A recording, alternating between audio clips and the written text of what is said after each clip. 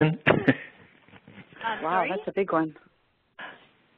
If we're going to tell the physicians, so this is great, you guys, we've got everybody down now to 15% prescribing, and the quality of life has increased by X. People will say, well, how do you know that?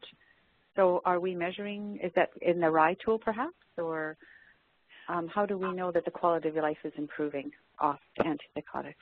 I think you actually have to ask the staff and ask the family if they've noticed a change.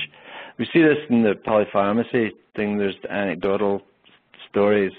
You know, people who say that their mom was on 20 pills and she lay in the bed staring at the ceiling. So they stopped half of them, and she was going to bingo and to the movies then after that. You know, that kind of thing. Yeah. Mm-hmm. Yeah. I think. Well, I think one of them will be the stories. I mean, you can really feed that back one-on-one to any particular individual physician.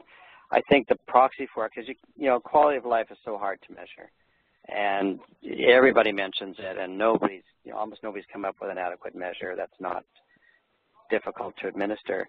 But for me, I think it would be restarts. So how many people actually had to be restarted?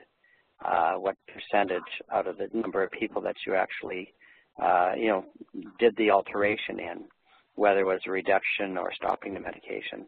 And so the restart would be if you stopped or had to sort of put the dose back up. I think that is a little easier to collect collectively within a care facility.